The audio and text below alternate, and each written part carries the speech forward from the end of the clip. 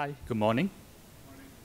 My dear friend, Tom Oliver, is an inspiring example that a person in ordinary circumstances with the right intention can accomplish extraordinary things. A few years ago, while Tom was vacationing in Berlin, he passed by Brandenburg Gate and he told himself, I am going to create the largest World Peace Festival in the world right here. And remember that back then, Tom was not rich nor famous. He was just an ordinary guy with a big dream towards creating greater good in the world. And we fast forward to today. Tom is on the verge of organizing the largest World Peace Festival in history. He has founded the World Peace Partnership, and he has also gathered an impressive list of big names behind him, including the United Nations, Archbishop Desmond Tutu, and Richard Branson. Tom is an amazing human being, and I'm delighted and humbled to have a dear friend like him. And my friends, I give you Tom Oliver.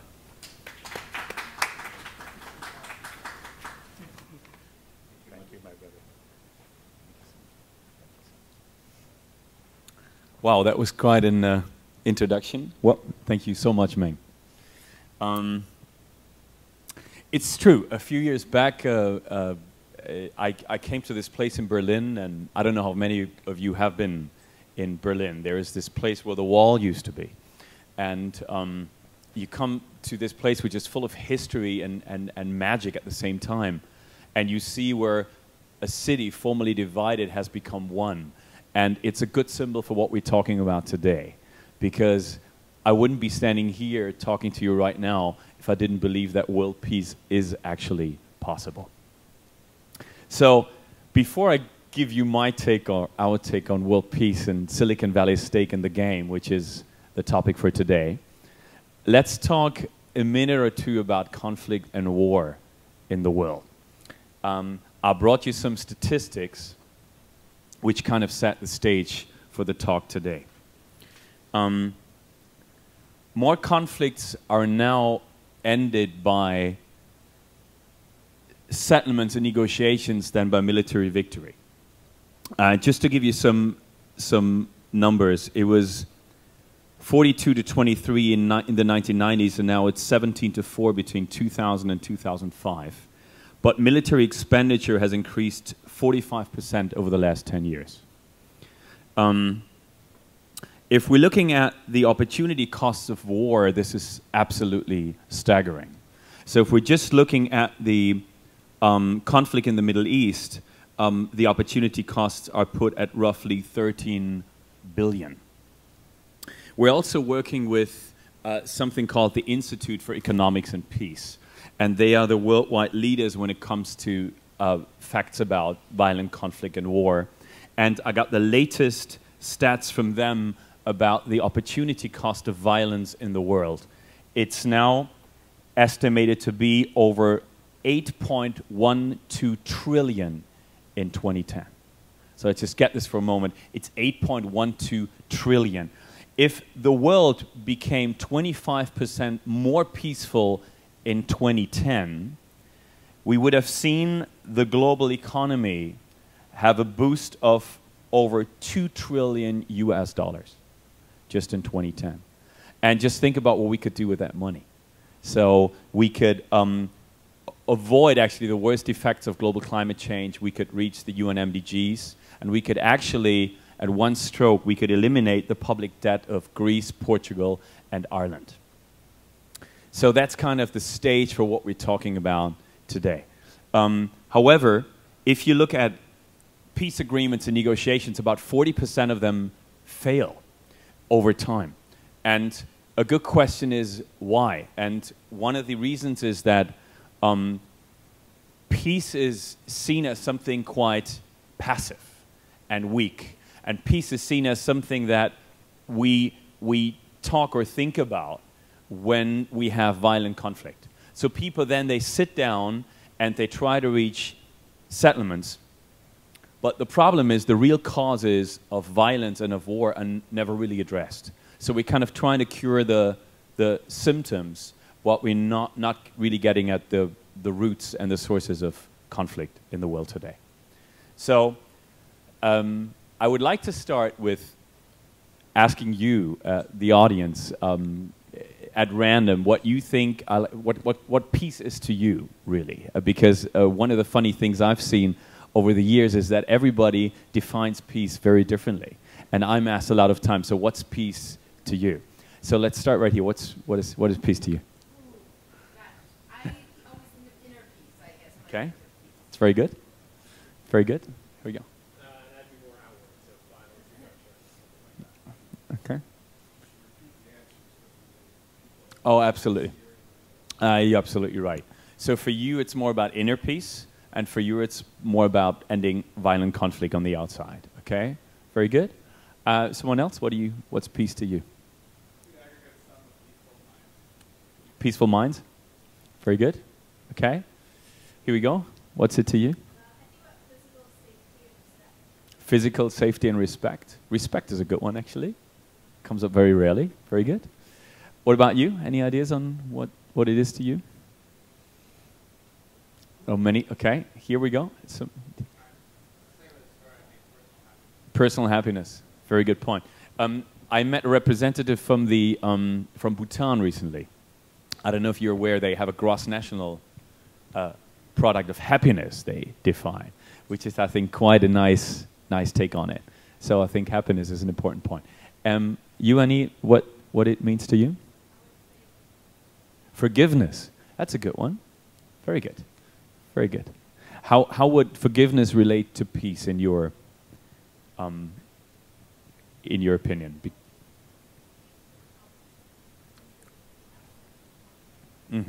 Very good. Absence of conflict. Very good. Very good point. Forgiveness, I think, is rarely comes up, but very, very good point. Please. Having the power to choose. Okay. Could you elaborate on that just a second?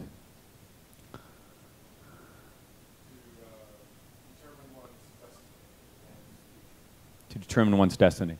Versus being controlled and having very confined options. Very good. Could you bring that up? When I was talking about Berlin, I was born in Germany, so I was raised with that kind of conflict of those two countries. And I think if you look at former East Germany, having the freedom to choose is something that was quite critical there, because it really wasn't available that much, and the options were very confined. It's a very good point. Some more contributions, maybe from back there. What peace means to you? Sorry? Justice. How would you define justice? Okay. But justice as an abstract. Good. Very good. Okay. Very good point. Do you have a suggestion?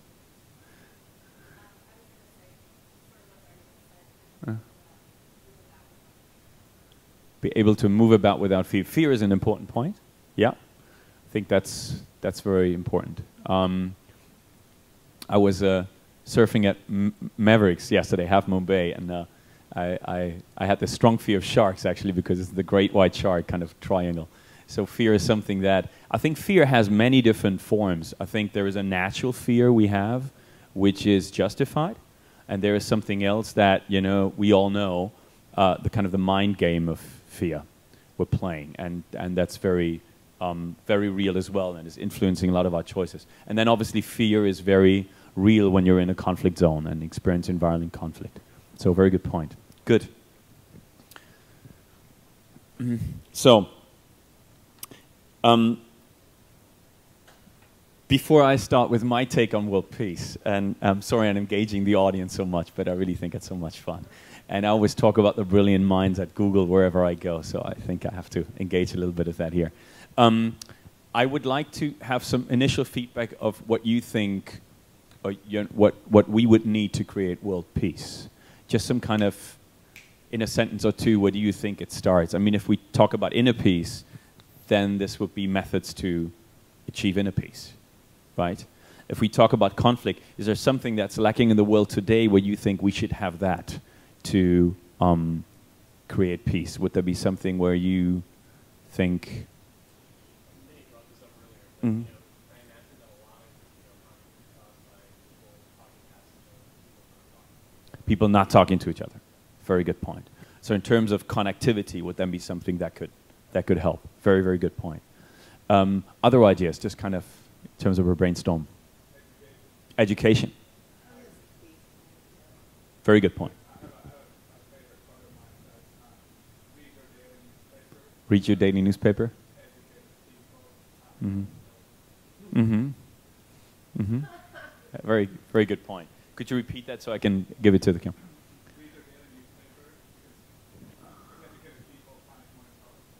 Okay, very good. Okay, now okay. Read your daily newspaper because educated people panic more intelligently. Very good point. Yeah, very, very nice. That's a nice one. I'll make a mental note of that. Very, very good. Other suggestions? One of the question off that is, I was going with like basic needs being met. Basic needs being met. Needs and Okay. almost opportunity, which isn't quite it, but feeling like the people are hopeful and Right. so your basic needs and you're too hopeful for whatever. Mm-hmm. I think opportunity goes a little bit more towards what you were saying about having the freedom to choose and the options available. And then there are basic needs as well, which have to be met, because if they're not met, it's very difficult.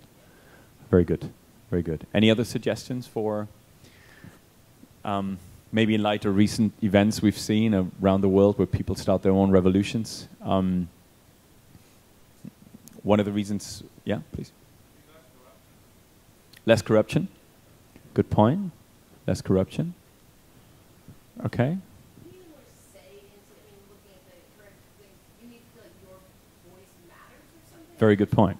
Your voice matters. Yeah. Mhm. It's not democracy necessarily, but it's not being totally suppressed. Okay. Okay. So not necessarily democracy, but having your voice heard. Yeah. Okay. Very good point. Very good point. Okay. Any other suggestions for now? Okay. Good. Very good. If we look at the peace movement in the last 20, 30 years, I think what we need is what I always call a rebranding of peace. Because if you look at kind of the Woodstock area and you know, usually when people think about peace, it's something that's quite passive, right? We think about peace as kind of is weak, you know, it's passive, is not doing a lot. It's kind of the ganja smoking, marijuana kind of, you know, easy, Woodstocky kind of feeling. And I think that's something we need to change. So I think there needs to be a whole rebranding of peace and also of the peace movement. Because peace can be something very, very powerful and very strong. And I think this is in the minds of the people. That's one of the steps we have to take. One of my favorite quotes is that wars start in the minds of the people before they're ever fought on the battlefield. So this is where change needs to begin. And I think that's very crucial. So when we talk about peace, it's not just having the basic needs met. It's not about, you know, ending violent conflict. It's about all of these things, but it's also about eradicating some of the myths that have surrounded peace for so long. One of the myths I was talking about in the beginning, namely the opportunity costs of conflict. Because if we look at the last 100 years in the world, we have been taught that wars actually build prosperous economies, which is not true. So there are a lot of myths surrounding peace, same as that peace is, you know, weak and to be, you know, violent, kind of, you know, gung-ho out there, kind of forcefully, aggressively getting things done is very strong. And so I think when we talk about peace, it's really talking about the inner and the outer at the same time. And it's also talking about eradicating those myths, rebranding peace, but also educating people so they know what actually peace means to them and how you can achieve peace. So I think the peace movement and peace as a brand needs kind of a rebranding. So when we talk about how to create world peace, something very interesting has been happening over the last 15, 20 years when we talk about the environment. And we're in California, you know, that's where the environmental movement really started. So in the environment, in the beginning, it was something that was supported by a minority of people. It was kind of a movement, the whole green movement started slowly. Corporations didn't really care about, you know, most of them, about the environment, about that movement. And now it's become so widespread and now so much supported through the different layers of society that corporations now, they have to think about the environment when designing new products, about how to integrate that into anything they do with the consumer and so on and so on. Peace is a little bit, unfortunately, where the environmental movement was in the beginning of those days. Now we see in the environment, we regularly see leaders from all different areas come together and address what holistic solutions should look like for the environment. It doesn't mean that the problem has been solved, but we do have these regular meetings of different leaders from all the different areas. We do not have that for peace.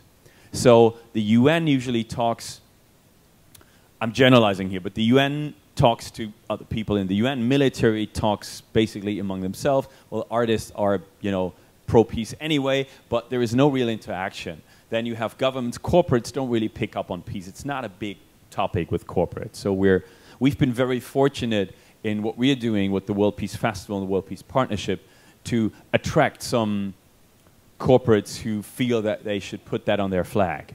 But it's really rare. And thanks. And it's really rare. So corporations in general do not really pick up on peace. It's something that's a little bit where the environmental movement used to be. So what we need to, as a first step to create peace, we need to have gatherings of different leaders from all those different areas. I'm talking military, UN, I'm talking artists, I'm talking visionary corporate CEOs, I'm talking grassroots, I'm talking the peace builders from around the planet, to talk about what holistic, sustainable peace-building agendas should look like in the world today. So this is something we don't have, and this is something we absolutely need. Something like the World Economic Forum comes to my mind, but for peace. The only problem with that is that the World Economic Forum has become a cigar club for, you know, a select group of people who regularly get together, but there's no real connection with the outside world. So there's no link to the general public and the masses, so to speak. I was first introduced by the UN to other partners at the United Nations, because we're working with the UN as well, as with the funny phrase, this is Tom, he's doing something like a cross between Live 8 and the World Economic Forum.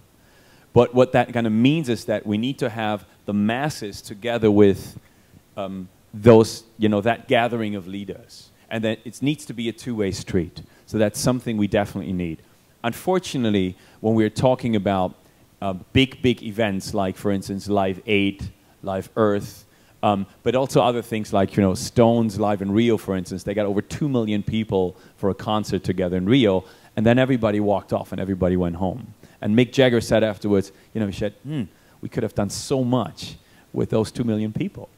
But there's just, you know, there's no interaction, there's no continued activity that caters to that group of people. So it's very important. Live 8, for instance, it was more meant as a message to the outside world, to say, you know, listen, there's something wrong in Africa. You know, we need to look towards Africa, and they need our help. What we need in peace is different. We need to create a peace machine that really gets things done around the planet. So we need to have those gatherings of leaders. We need to have the connection to the general public. It needs to be a two-way street. This needs to be regular, and this really needs to involve all different layers of society. So that's something that's very, very crucial, and unfortunately was forgotten with a lot of the major events around the planet.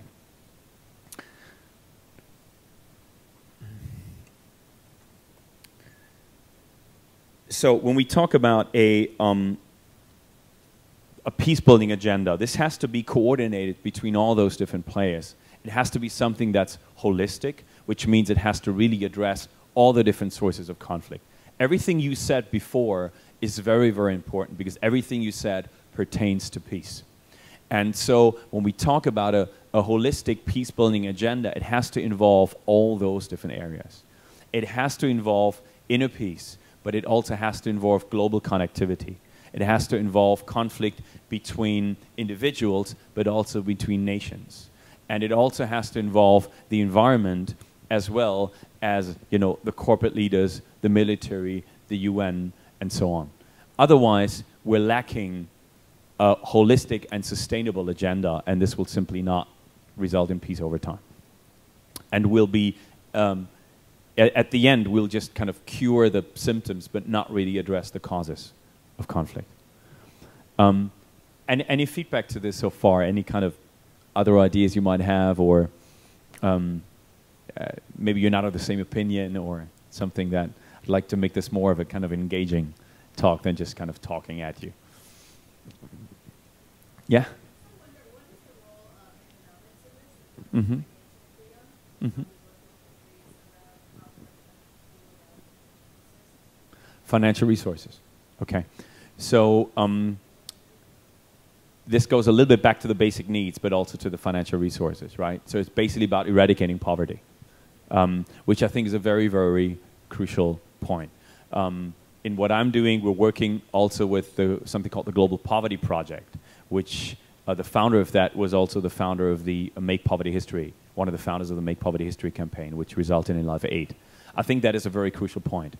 And you need to engage that in your strategy, which means eradicating poverty, providing basic needs, and also tie into the UN MDGs, the Millennium Development Goals of the UN, I think is a very, very important point and need not be forgotten. So peace has to be defined, as you're saying, as something more broad and holistic than just pertaining to, you know, just inner peace or just peace on a superficial level. Good point. You had an, yeah, please. Uh-huh. Okay. Yes, of course. Connection between peace and the environment.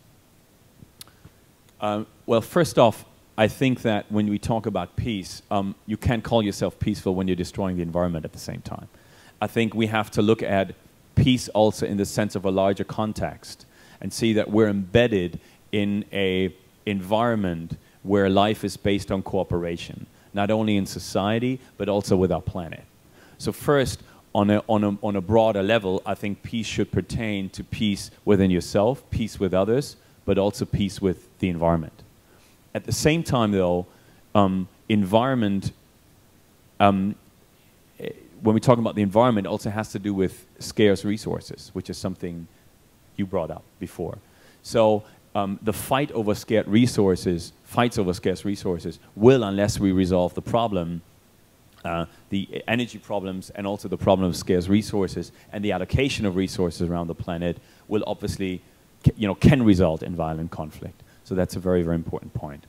This is how I would see the environment. Yeah? Does that answer your question? Very good. Yes?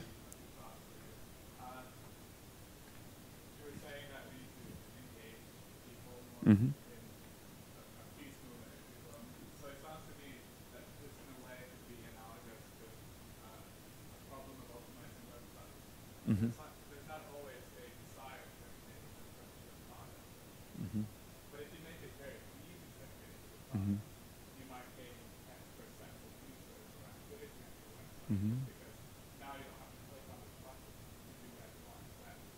Mm-hmm. So to what extent or in what similar way could we help the people make it easier for people to engage? Very good point. So how can we make it easier for people to engage in the peace movement, right? And you were comparing it to websites and engagement of users. Yeah, ease of engagement, because I would be Ease of engagement, yeah.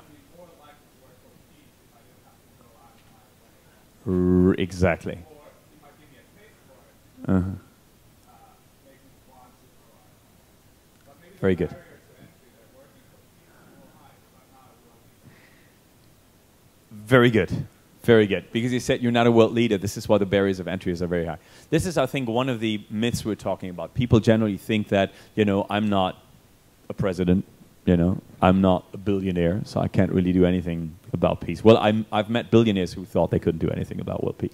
So I think one of the myths we're talking about is that people think, well, they either think they can't do anything because they're not a world leader, or they really don't know what to do. Which brings us to a very, very important topic, namely the kind of call to action. What's the call to action, right? And I think to create world peace, we need two types of those calls to action. We need a personal call to action, and we need a collective call to action. So what can I do on an individual level, and what can I do, you know, together with others? And this needs to be, as you said, with peace, it's true, we need to kind of take people's hands and show them the way a little bit, because it's not really clear. And what you're saying actually hits the nail on the head, because we don't, you know, the majority of us, we don't really know what to do when it comes to peace. You know, how can I help, right? And which brings us also back to the theme of the talk today, you know, what can Silicon Valley actually do to help? So answering the first question, as individuals, there has to be a personal call to action and a collective call to action. So what could a personal call to action be? Well, the way I would define it is that peace starts with me. So it doesn't start with the others. It really has to start with ourselves. One of the fundamental beliefs we're following in what we're doing is that world peace really starts with the individual. So that means first it's about tools. It's about how can I be more at peace with myself.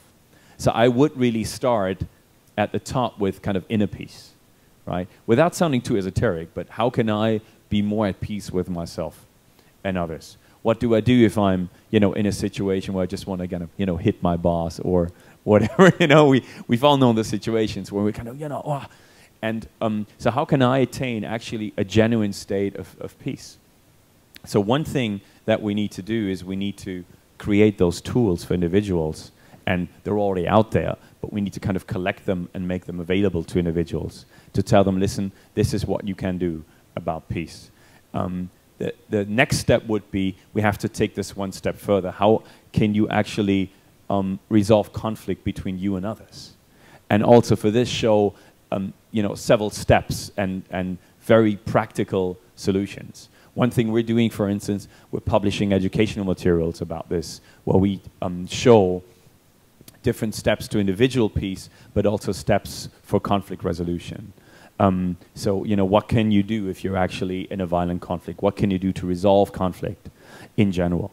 And then also, obviously, how can you attain more kind of an inner state of inner peace, which is very critical.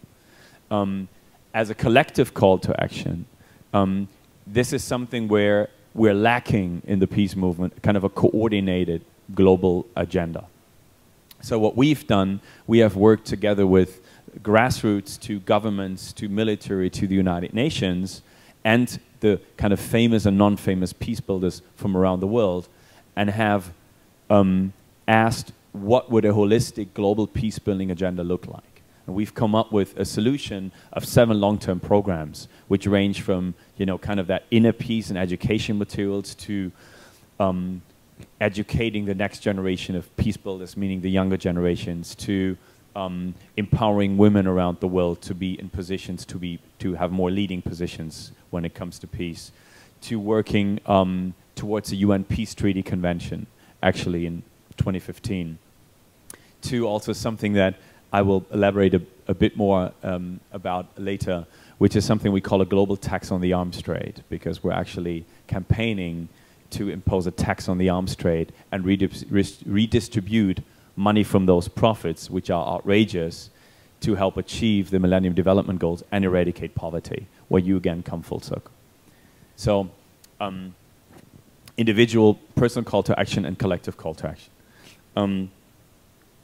So what you were saying before is a myth that is quite widespread, but is also pointing towards the real problems in the peace movement, meaning what can I actually do? What is it that I can do? I can't do anything because I'm not in power. And then when you look towards a lot of people in power, well, they're not doing very much either.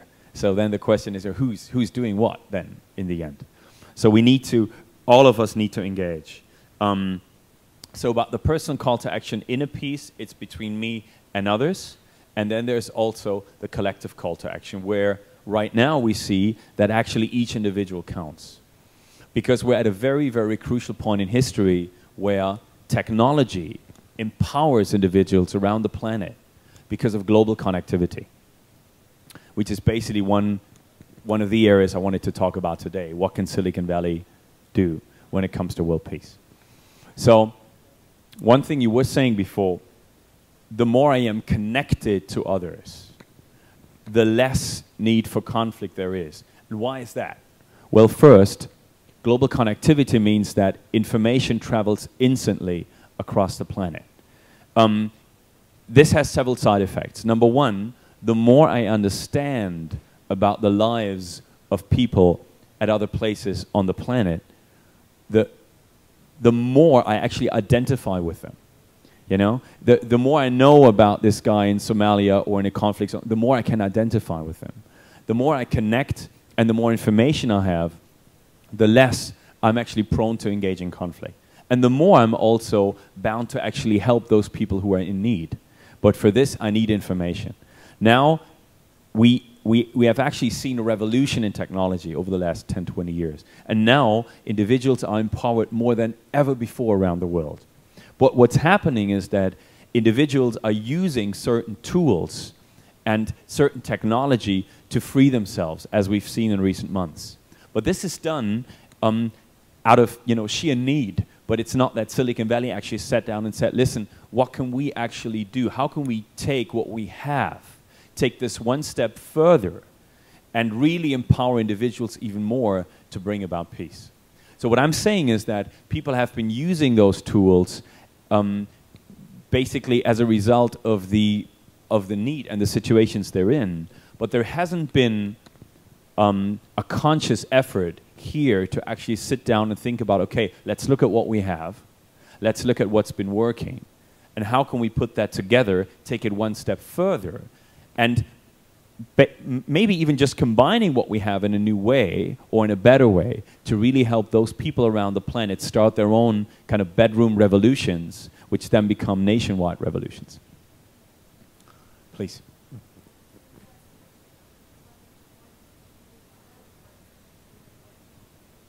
Sure. Let me try to actually give you the mic. Just I'm quiet.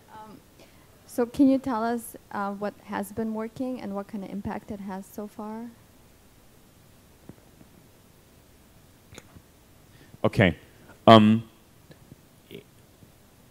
a broad point of view, anything that enables connectivity helps.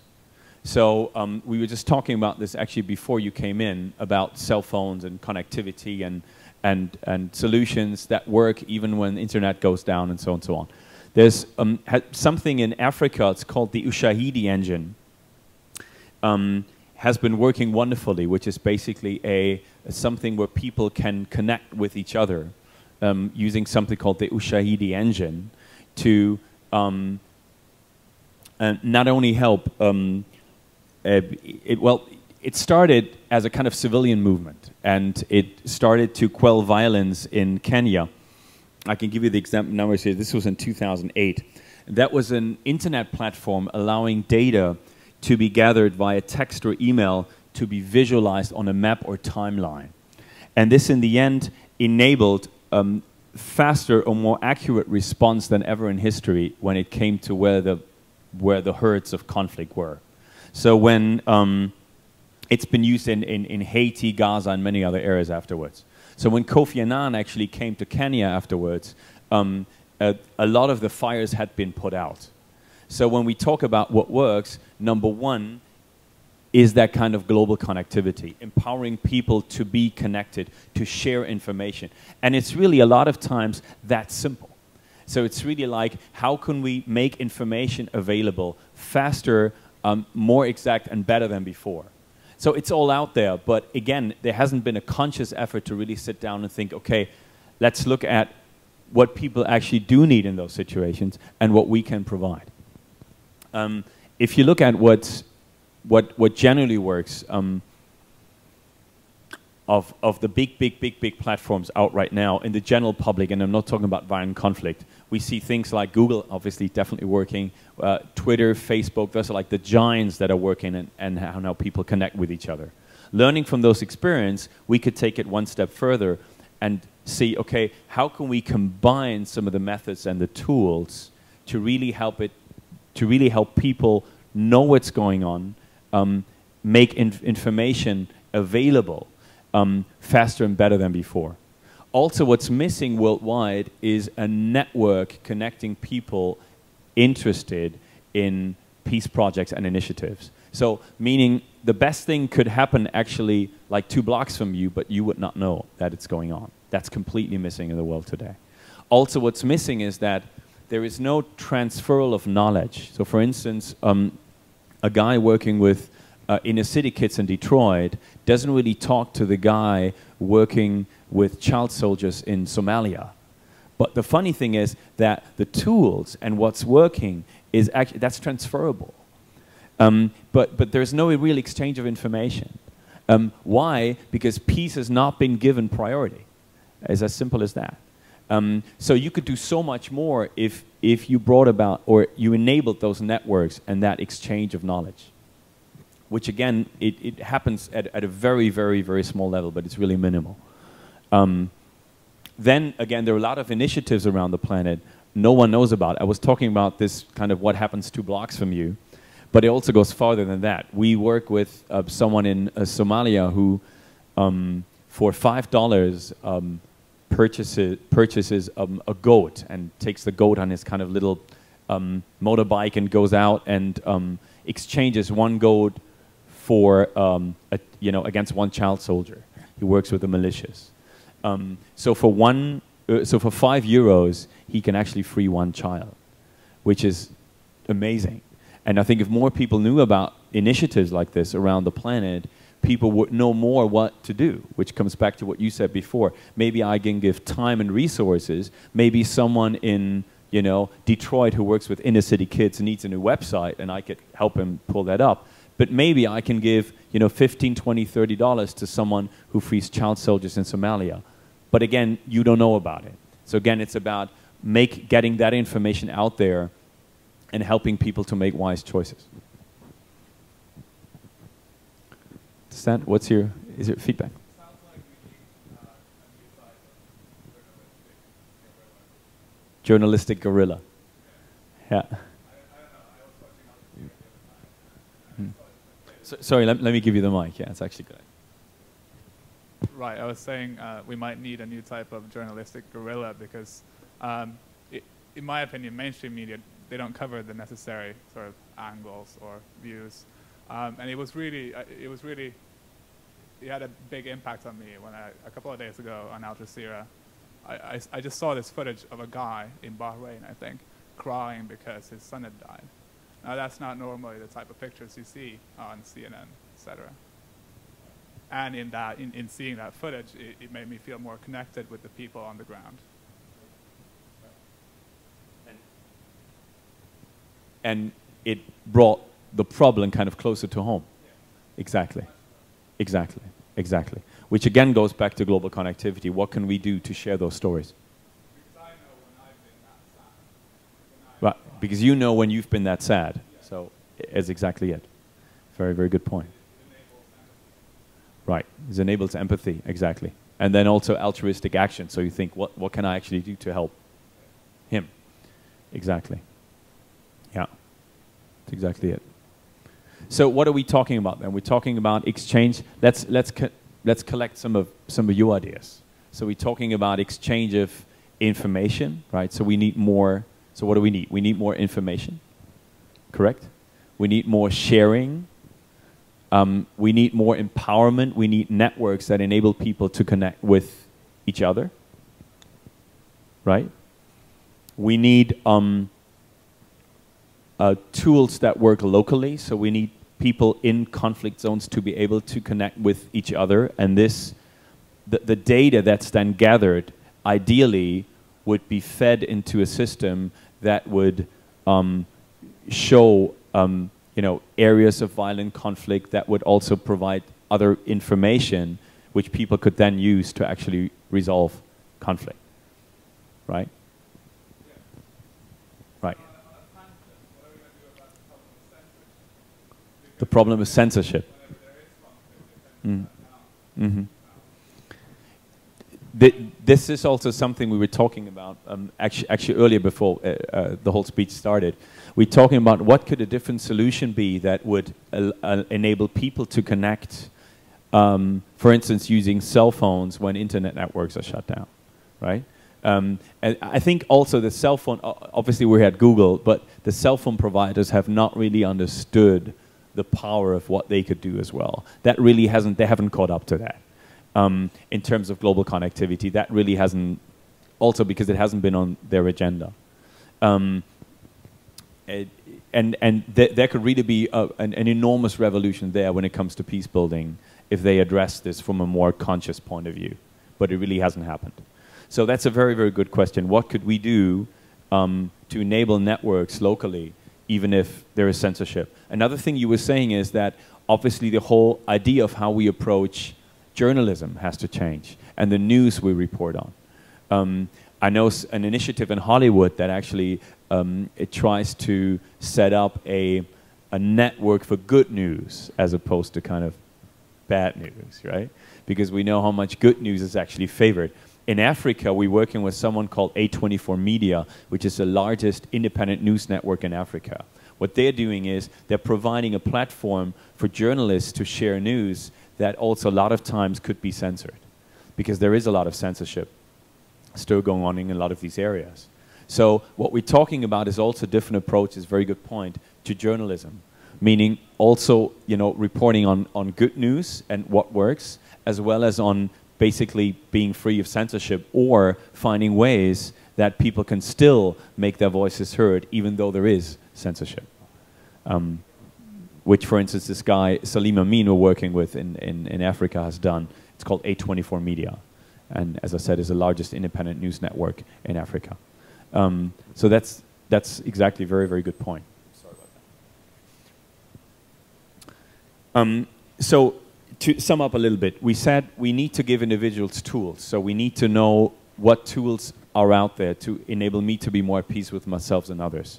We need to also understand about global connectivity, and I think also we need to have some role models. Also, I think it's very important we need to showcase people who are doing you know, fantastic, very courageous things around the planet, and need to showcase those non-famous peace builders. You know, we all know about the Dalai Lamas and the Desmond Tutus of this world and so on, but there's so many people around the world who are doing, you know, very courageous things that have enormous, that are really effective, but you know, we don't hear about them. So something that we put on our flag, for instance, is to really showcase those peace builders, put them out there, and report on their stories and make their voices heard, so it can inspire you and others to do similar things in your neighborhood or in other areas. So I think that's something very, very important. This also goes back to the myths we're talking about, namely that peace is actually very strong and can be really powerful. So what you were saying, all those positive stories that are actually happening out there, they're also not regularly reported on. So that's something we definitely need.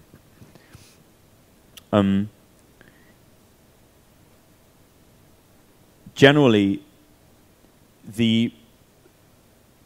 I think we're now at a tipping point, as I said before, because individuals are waking up to their collective power.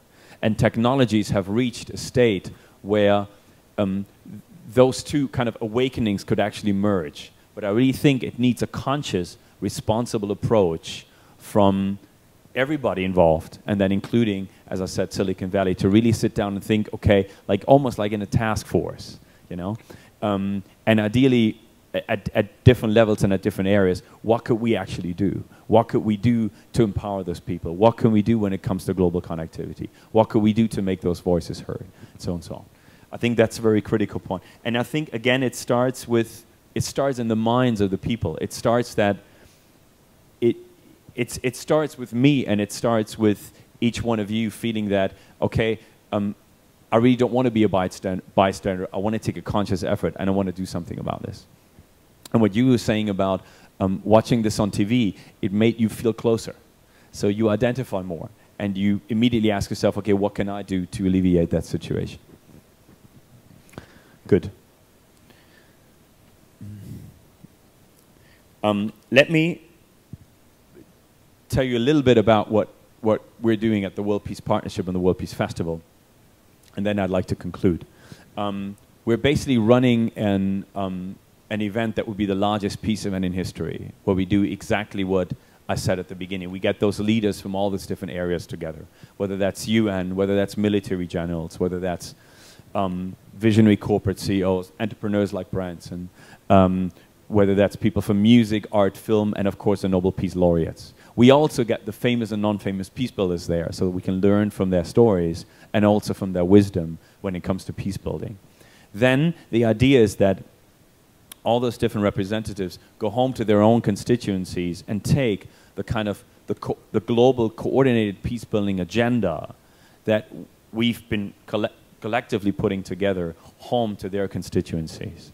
Also, we have a direct tie into the UN because the outcome of the conference will be submitted as an official contribution to the UN General Assembly by UN ambassadors.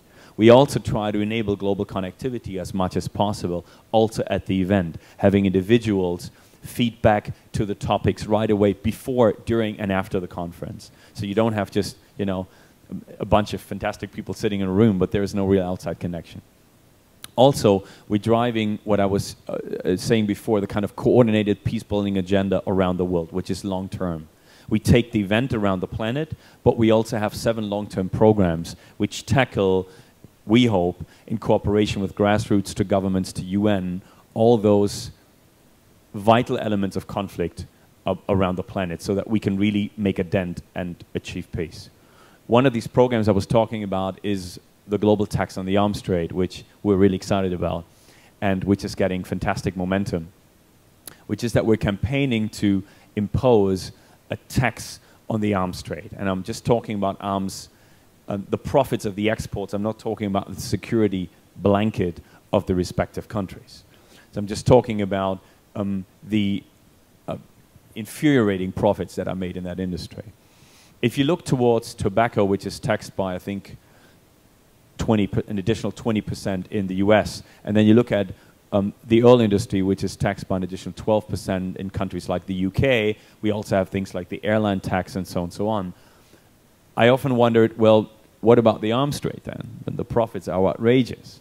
So what we're doing is we're saying that we're cutting a deal and we're redistributing some of these profits to help arms victims around the world and to reach the UN Millennium Development Goals and eradicate poverty, which to us, as we believe, provides, you know, a real basis for peace.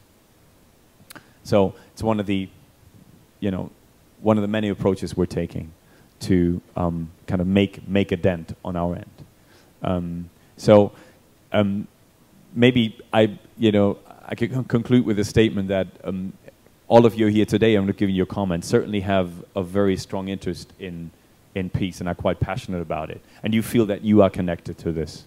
And to, you feel that you as individuals have a stake in this. And I think that if we could address this more consciously with a lot more brilliant minds in Silicon Valley and get this on the agenda in light of recent events around the planet, we could actually empower those people in conflict zones a lot more and also empower individuals here and back home to do something about it. So that would be it. Thank you very much.